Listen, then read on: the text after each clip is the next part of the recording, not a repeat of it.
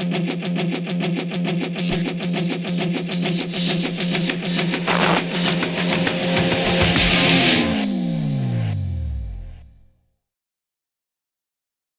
horse looks around a lot at shows. I keep him busy with different maneuvers, but he still does it. What can I do? Horses looking around and spooking. Okay, so this horse is looking around at the horse show. In general, I would tell you, the second I hear my horse is looking, my horse is spooking, my horse is fidgety, my horse got ants in his pants, or whatever it is, typically the first thing I'm going to say is the horse has got nothing to do and all day to do it in. He's got way too much time on his hands, way too much energy on his hands, and he's using that energy in a negative way. You know, horses are a little bit like children in that way. You know, you leave them idle for too long and they just start looking for mischief. You either channel that energy or they'll channel it for you. Okay, but typically it's something negative for you. So if you don't challenge your horse enough and you don't give him a job to do enough, he's going to go look for things to spook out on his own. So, a couple things. First things first, you got to be more proactive. You got to be a lot more proactive about you moving the horse's feet. Think of it like this.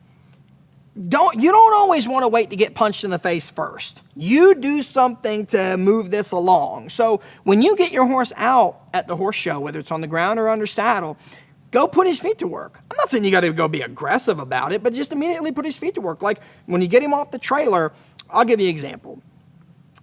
If we haul a horse to a new location, whether it's a horse show or one of the facilities we go do a walkabout tour or something like that around the country, we always bring young horses with us, 2-year-olds.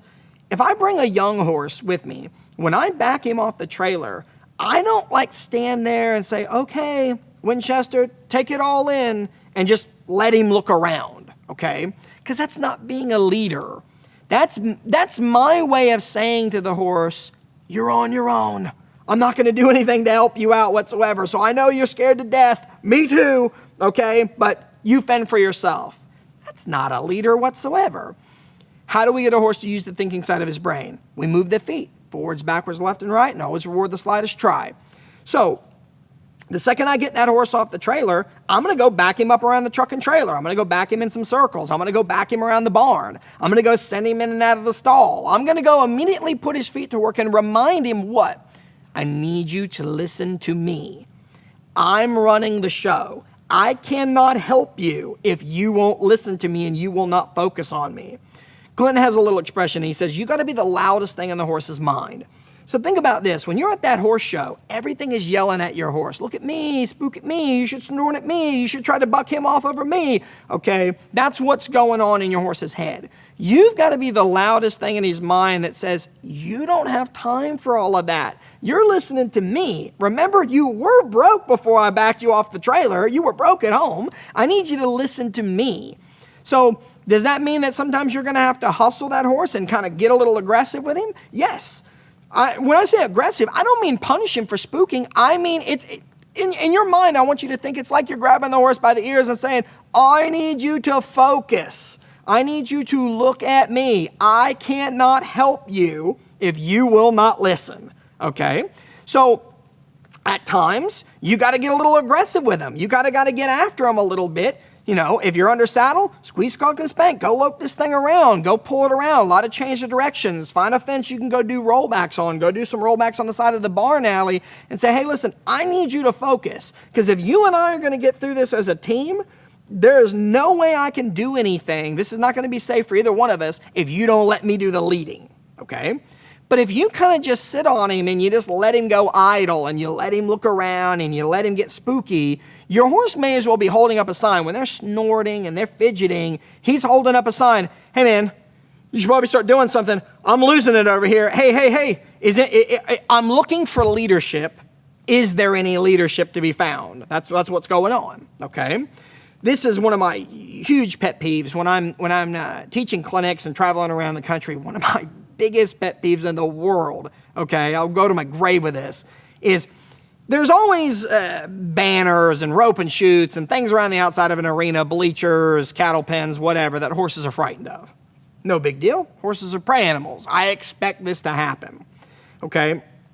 I cannot stand when I see somebody, they get the horse out of the trailer, they choke up way short on the lead rope, which is your way of telling the horse, I have absolutely no control whatsoever, so you do with me what you will, okay? Please have mercy. And you walk the horse around the arena and you let him look at everything, okay? It drives me crazy because it's the opposite of leadership. Now, I'm not saying that's what you're doing, but I'm not there to let you off the hook either, so I'm gonna throw it out to you. You do with this information what you will, okay? By letting the horse walk around and just look at everything, again, it's like I'm walking with a scared child, you know what I mean? Clinton used to give this, this analogy. He used to say, if you're in the middle of a pasture, you're a mile away from the house, and you get a crazy thunderstorm coming down, and this kid's frightened to death of thunderstorms, and he's crying, and he's pulling on your arm, oh my God, we're going to die out here. We're definitely going to get struck by lightning. A tornado's going to run us over, or whatever. You don't look down at the kid and say, you know what, you're absolutely right. I'm absolutely scared of thunderstorms as well. We definitely are going to die. There's not a snowball chance in the world we're going to make it back to the house. So maybe we should both cry, okay? No, you give it some confidence.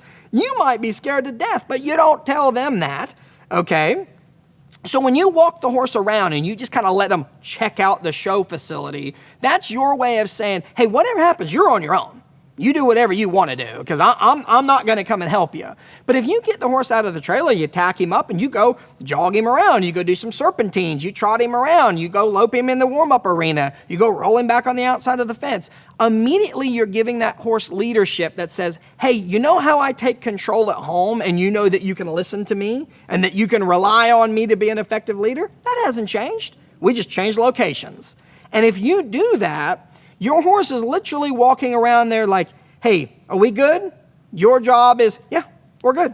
That's what should be going on, rather than the horse taking matters into his own hands and saying, listen, I think I'll do what I will because I know you're not going to help me out, okay? So I'm not trying to judge you. I'm not saying that's what you're doing, but my red flag goes up immediately when I hear stuff like that, and that's something I want you to keep in mind. So there's some different options of things that you can do and some sort of theory behind what you should do and what we would do in your situation. I hope that helps you out.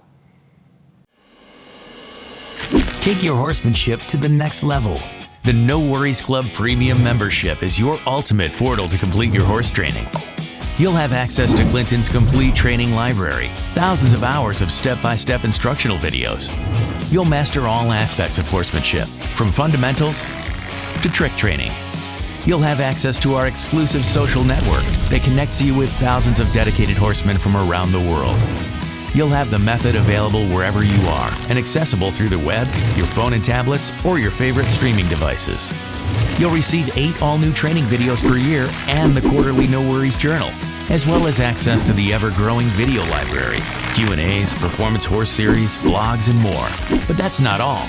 You also get free tickets to walkabout tours and priority access to the latest news coming from Down Under horsemanship, not to mention VIP pricing on all of Clinton's must-have training tools. So what are you waiting for? Unlock the ultimate access and jumpstart your training program today.